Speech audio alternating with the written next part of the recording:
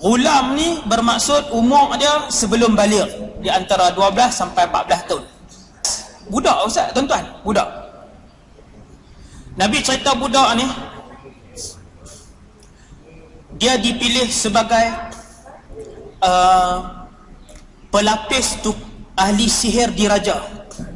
Satu orang kanak-kanak ni, kanak-kanak sama ada darjah 5, 6 kata satu, dia seorang dipilih menjadi pelapis ahli sihir di raja. Jadi tukang sihir di raja setiap hari akan ajak dia sihir. Sampai suatu hari dia berguru dengan tukang sihir di raja, dan dia juga berguru dengan seorang wali, orang hebat, wali, orang yang dekat dengan Allah. Sehinggalah kampung mereka keluar seekor binatang yang disebut oleh Rasulullah. Binatang ni membuatkan orang kampung tak boleh lawan dengan binatang ni. Wallahu a'lam. Binatang apa? Akhirnya bila tengok orang kampung tak boleh lawan, budak ni pun dia keluar. Dia kata, ya Allah, hari ni aku boleh tahu apakah ajaran si alim ini yang benar, ataupun ajaran tukang sihir itu benar. Budak ni pegang seketil batu. Dia kata bismillah, dengan nama Allah. Dia baling, kena pada binatang tadi, dan binatang tu pun mati. Lepas binatang tu mati, orang kampung ayuh. Dia pergi jumpa tok guru dia. Tok guru dia kata, innaka satubtala, akan mai ujian berat kepada kamu. Bermula daripada hari itu tuan-tuan, orang pakat mai di rumah budak tu. Orang tahu dia yang bunuh binatang besar yang tak boleh dibunuh oleh penduduk di daerah tu. Bila orang mai kat dia, orang yang sakit pakat mai kat dia. Tuan-tuan, hadis ni sahih. Orang sakit, buta. Wahai budak, aku buta, tolong berubat aku. Tuan-tuan, apa jawab budak ni? Budak ni kata, sesungguhnya aku tak boleh berubat siapa-siapa pun. Hanya sahaja yang berubat itu ialah Allah. Budak tu kata, kalau pakcik mau beriman dengan Allah, saya akan minta Allah ubatkan pakcik. Pakcik tu kata, aku beriman dengan Allah. Dia pun pegang mata pakcik tu, berubat. Mula hak lagi sakit, yang sakit kaki, yang sakit barah, yang sakit kulit, yang macam-macam. Semua pi kat budak tadi. Budak tadi akan ajak apa? Dia akan ajak tauhid. Dia kata, aku tak boleh berubat siapa pun. Sesungguhnya yang berubat, yang mengubatkan penyakit-penyakit ialah Allah Subhanahu Wa Taala. Kalau makcik nak beriman dengan Allah, saya mohon Allah ubat dan sembuhkan makcik. Gen menteri mai, salah satu menteri buta. Dia buat mai hadiah yang banyak. Dia kata, wahai budak, sembuhkan penyakitku. Kanak-kanak ni kata, sesungguhnya yang menyembuhkan itu ialah Allah. Menteri itu tanya, siapa Allah? Tuhan aku. Bukankah Tuhan kita raja di istana? Bukankah Tuhan kita raja di istana? Budak tu kata, dak, Rabbi wa Rabbukallah. Tuhan aku dan Tuhan kamu Allah. Akhirnya menteri ni jadi seorang yang baik. Dia beriman dengan Allah, disembuhkan matanya. Akhirnya bila menteri tadi balik jumpa raja, raja tanya, bukan tak boleh tengok kah? Dia kata, memang tak boleh tengok, tetapi Allah menyembuhkan mataku.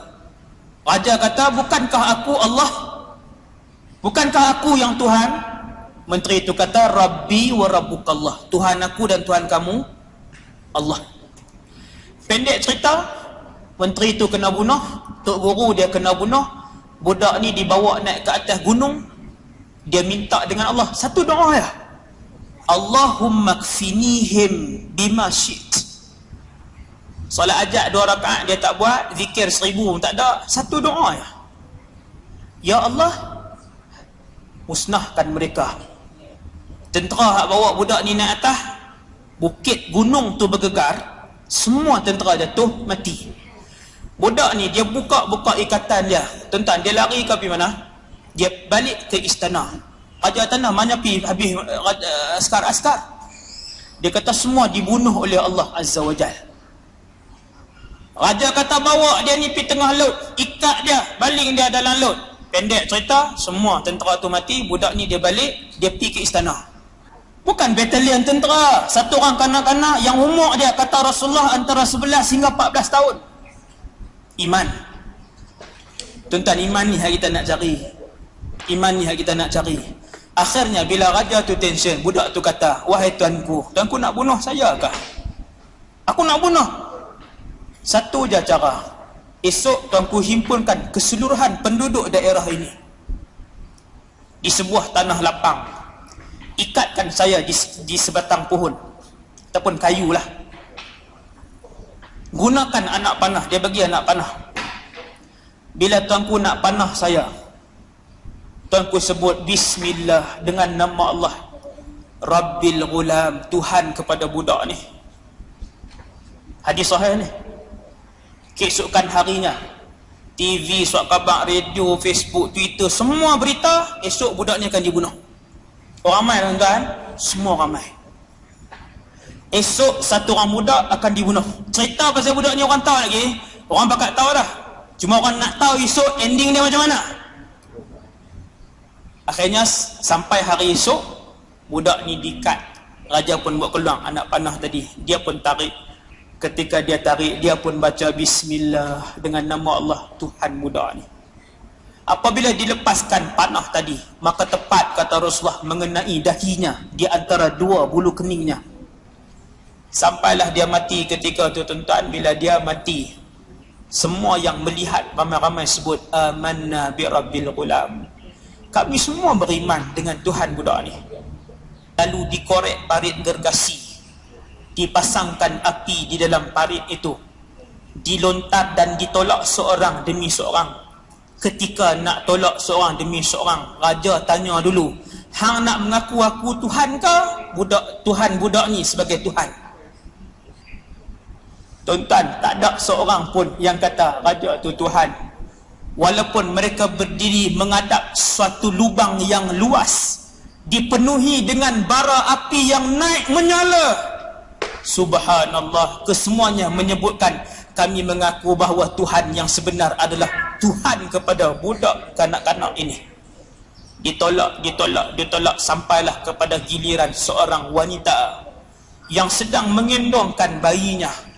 Bila dia sampai ke api, dia berhenti. Dia undur balik, sekali dia pi balik, dia undur balik, kemudian dia pi balik, sehinggalah bayi yang dikendongnya itu bercakap kepadanya. Bayi itu kata, ya ummah, wahai ibu, isbiri fa innaki 'alal haq. Bersabarlah, sesungguhnya ibu berada di atas jalan kebenaran. Dia dengar anak dia cakap, mak tadi terus berlari masuk dalam api tersebut. Maka syahidlah kesemua mereka ini yang mendapat iman haqqul yaqin. Ni iman ni kan. Maka iman inilah yang kita nak cari. Kita pohonlah kepada Allah Subhanahu Wa Taala supaya Allah sentiasa mengurniakan kepada kita iman-iman haqqul yaqin ini, seperti mana Allah mengurniakan kepada umat-umat yang terdahulu dan seperti mana Allah mengurniakan kepada para sahabat radhiyallahu anhum dan juga kepada Nabi sallallahu alaihi wasallam.